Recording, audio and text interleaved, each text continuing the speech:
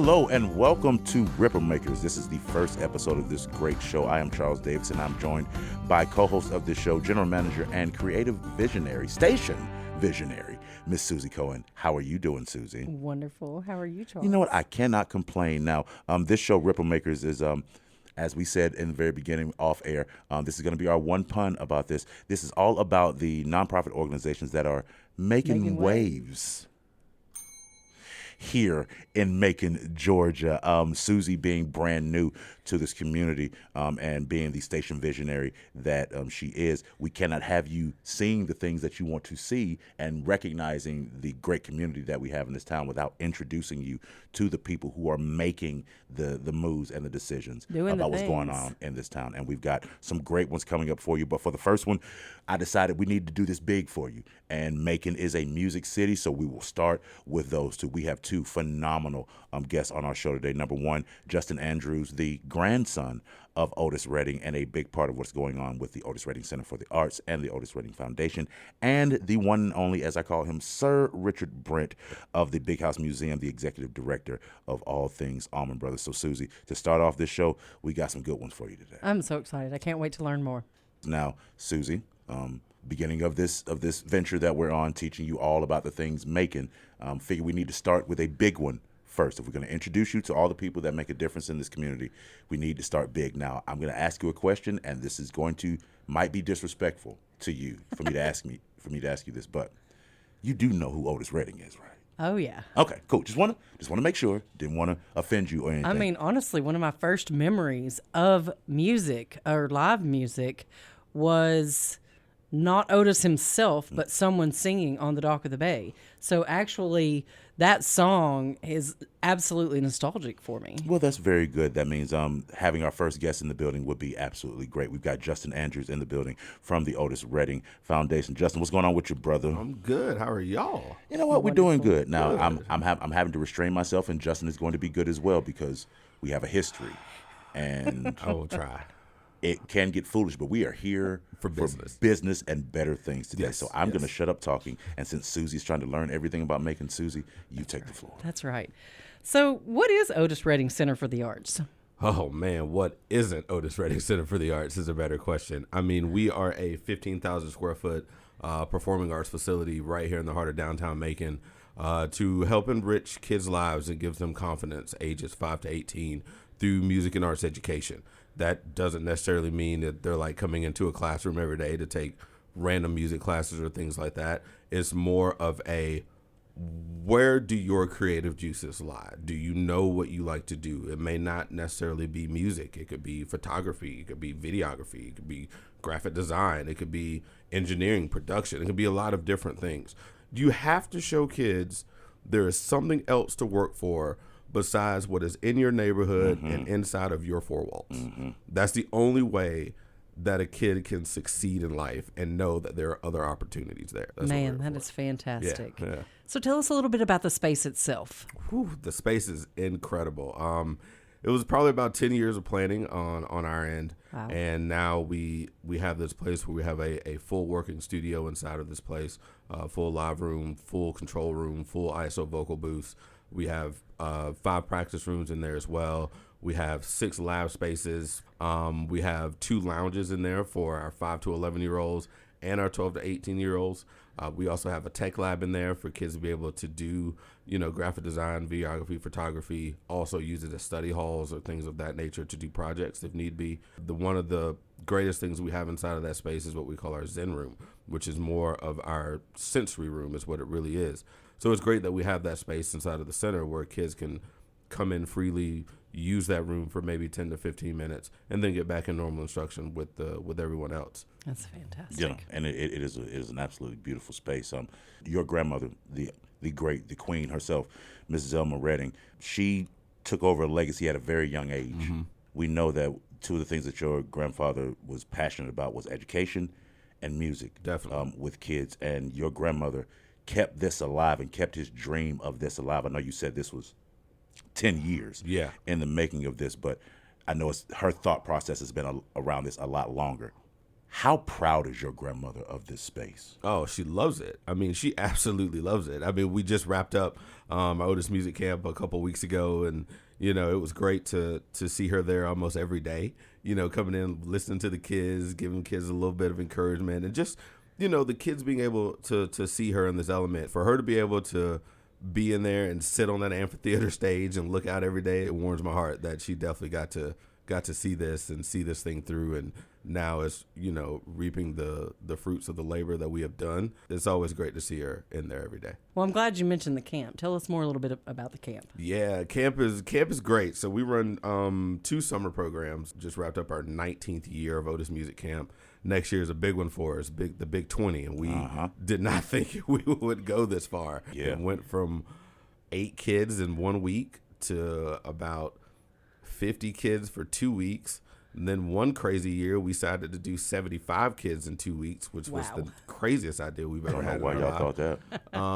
And then once we got in our space at the Center for the Arts, we did a 3-week program now. So now it's 50 kids in 3 weeks for those kids to come in and, of course, not only write, perform, produce, and record all their own original music, but then we take it a step further. We teach the kids the business. We bring in those BMI professionals, those Sony Music, publishing professionals, people down that are in this industry, so kids can get real world advice from people who are in this every single day.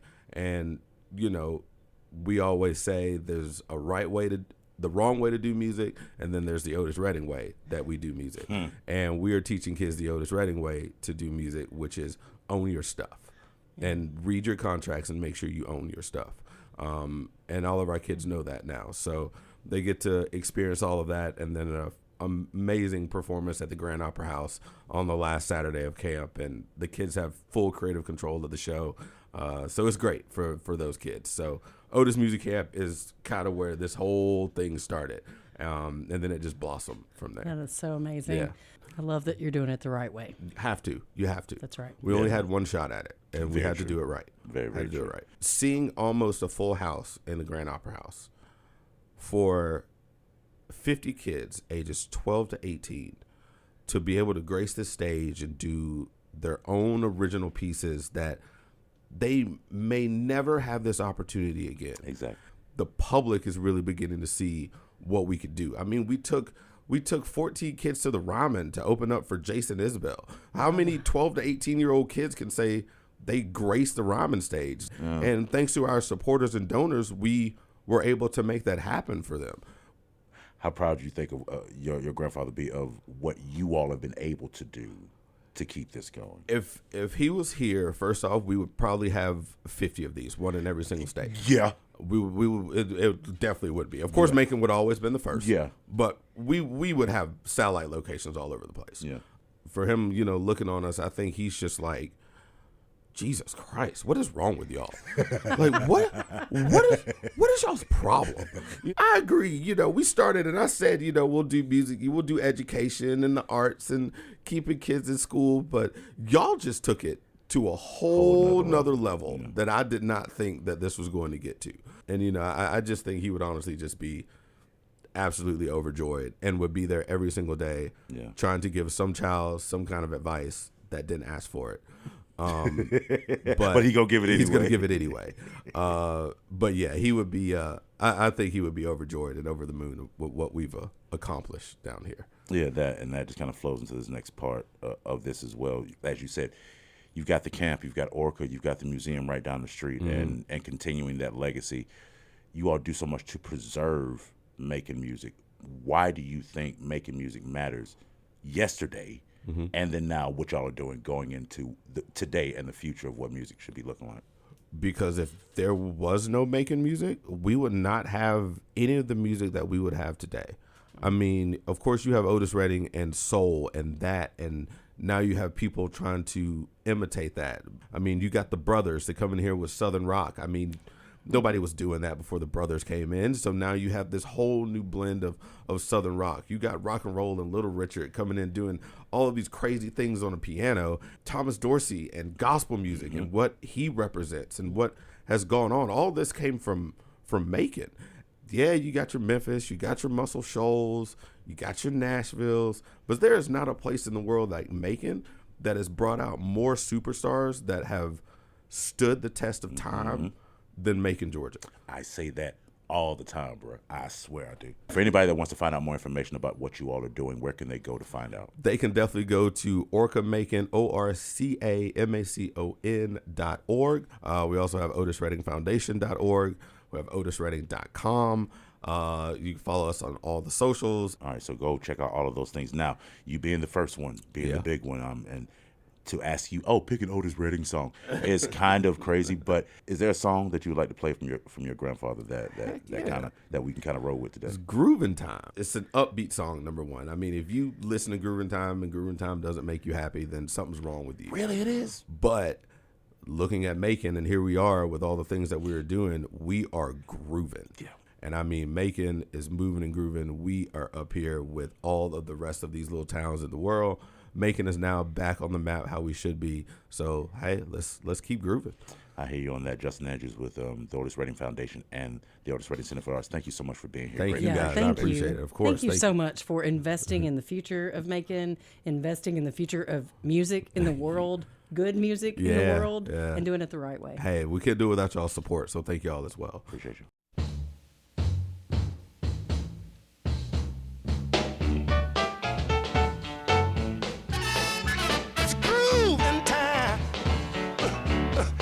What my baby told me. If you can't groove me, boy, you might as well let me be. It's love. Welcome back to the show now, Susie.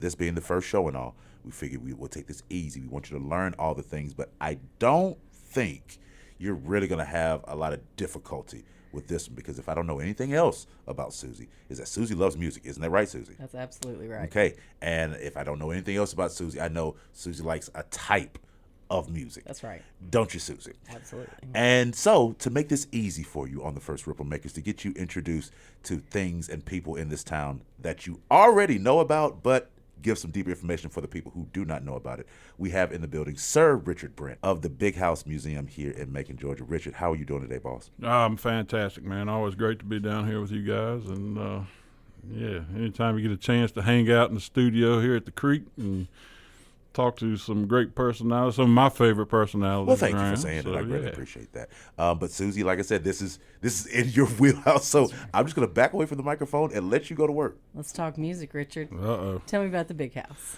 It's a big house.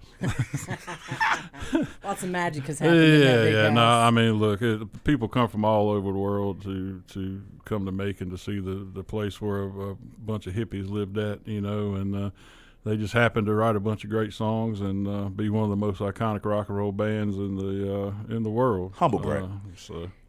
But yeah, man, the Allman Brothers was a place they called home, place they found so much inspiration for so many great songs. And it's just a real step back in time, to be able to, come to a place, walk through the door, and all of a sudden you transport it back to 1970. Nothing's changed inside those walls, and it's. Tell me about the timeline. Well, the band, of course, they get to make it in 1969, but it's once they settled in and were able to bring their wives and girlfriends up. Linda Oakley found the house for rent in early 1970. It was a company back then called Day Realty. They had it listed, the Higgins family. They just wanted to rent it, and Linda found the house for rent, and she named it the Big House because, quite simply, it was just the biggest house she'd ever seen. She fell in love with it. It was a 6,000 square foot Tudor-style mansion. And, she just knew that she wanted to be there. And how that was going to happen was she was going to have everybody stay there and everybody pitch in on the rent. You have any idea what that rent was? Well, it started out as $225 a month. Jesus. Wow. It's a lot of money back then. But it got raised by a whopping $10 once the Higgins family found out there was more people staying there than agreed upon. So they landed at $235. Wow.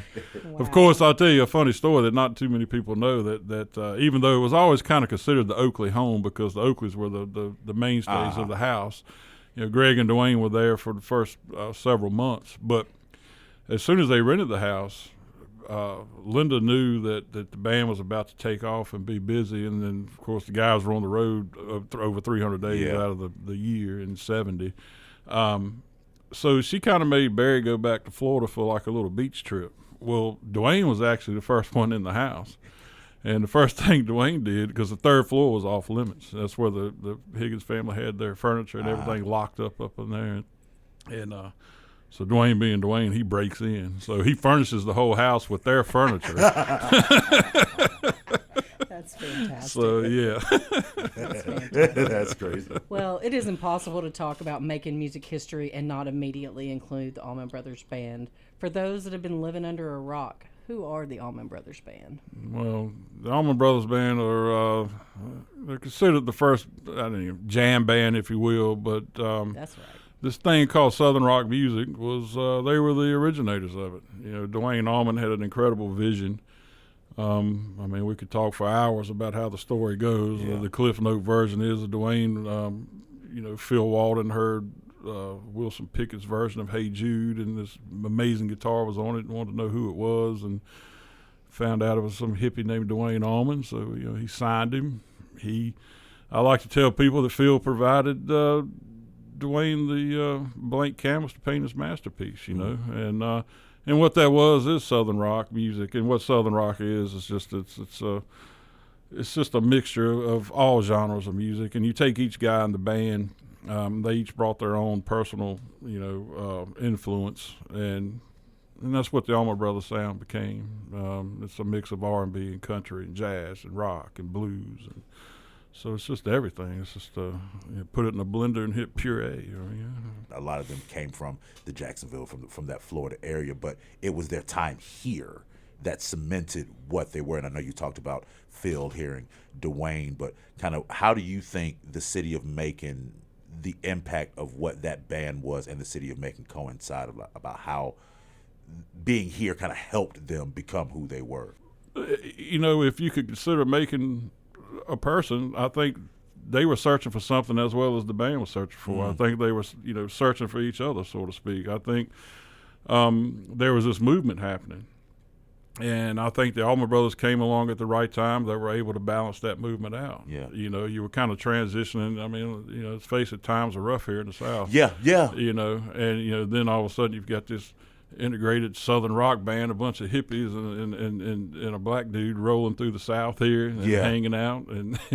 But I think what Capricorn was doing was showcasing what could be and what should be, as a better society and everything to go along with it. That, music is colorblind, so everybody can get along in that aspect, you know what I mean? And so I can't probably tell you the exact reason other than just to say it like that. But, you had this movement in Muscle Shoals, things happened in Memphis. And then certainly what was happening here in Macon. None of this would happen if Capricorn wasn't here, I don't think. Very true. I know Phil certainly needed the brothers. After losing Otis Redding, he was lost. But that was the part I think you're getting to, is that the Macon music community was still reeling from that, and Macon needed something. The brothers needed that community, and like you said, the two hands coming together actually made a beautiful connection, and that makes absolutely sense. I mean, the impact Otis Redding had on the world is just tremendous, and then the loss of him at such a young age was even tougher, and the brothers kind of came along at the right time, I think, and they were a Band-Aid in a lot of ways, and then they were trailblazers in the other ways.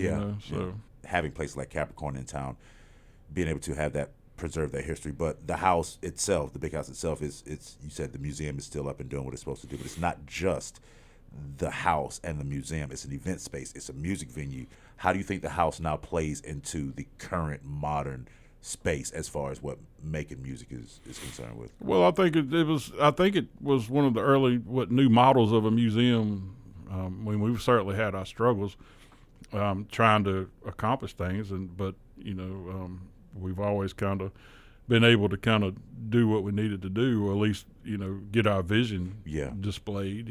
As a museum, we bring in people from all around the world, all around the country, which only benefits the city, because all the people that come there, they then come down here, and spend their money and all that kind of good stuff. And I'm really proud of what we've been able to do at the museum. It's our mission to make sure everybody knows that the significant impact that they left on society, as a group. I've seen it all at that museum, and that's a great thing. And hopefully I'll continue to see it for many years. I hear you on that. Well, on that note, what are your hopes for the future of the organization, and does the road really go on forever? The road absolutely goes on forever. Saw what you did there. That was good. I'm going to give you a bell ring for that. and world domination is our goal. Yeah, we're doing exactly what we need to be doing, and so we just try to enhance the experience. Right now, we're in the process of in the beginning stages of building a new event space on the property. So we've kind of got our own little big house compound up there now. It almost feels dumb for me to ask Richard Brent of the Big House Museum to pick a song that represents the Big House Museum. But yeah, with that being said, we always have the organization bring in a song. What song did you choose today from the plethora that you could have? Well, one of my favorites is Please Call Home.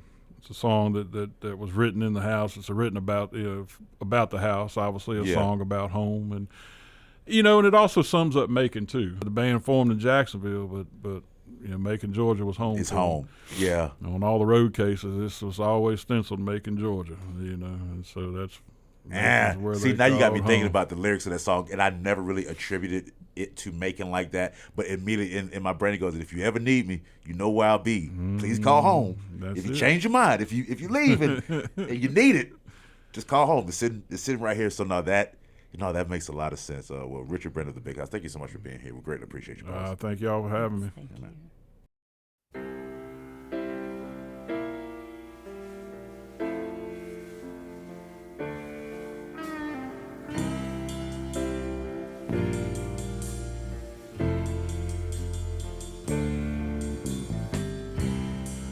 Take one last look before you leave, 'cause somehow it means so much to me. All right, Susie. First off, we want to thank both of our guests today, Justin Andrews from the Otis Redding Center for the Arts and Richard Brent from the Big House Museum, for the first episode, trying to get you integrated into the community. I think those are two big ones. It was fantastic. Yeah. Being a fan of Otis and of the brothers, I've known about their music and learning more about the influence they had and how they're still inspiring people. Yeah. And their music and their legacy lives on through the Big House and through Orca, and is just making the world a better place. Yeah, it is. Between both organizations, they are both doing what I believe Macon is very good at, is protecting and highlighting and celebrating what made the city what it is, and that is the Otis Reddings and the Allman Brothers Band, and making sure that we know the history and celebrate that history, but also the work they are doing to ensure that it's not just history that we celebrate, it's the future that we celebrate as well, with what they're doing with Otis Redding Music Camp and all the influence of all these new guitarists and players that find their way to the Big House and become inspired by what they see there and what the brothers were able to do. So shouts out to Orca and shout out to the Big House Museum. And we want to thank you all for being here for this first episode. We'll be back with more of these as we go on. We've got a lot more organizations to talk about. But as always, to catch up with us, always go to streamthecreek.com. And until next time, we'll see you later. Ripple Makers is a podcast by Creek Media, hosted by Charles Davis and Susie Cowan. This show is produced and edited by Big Hair Productions. Follow us on social media at Stream the Creek. Engage with us, like, subscribe, share with a friend. Be sure to stream this and more podcasts you may love at streamthecreek.com.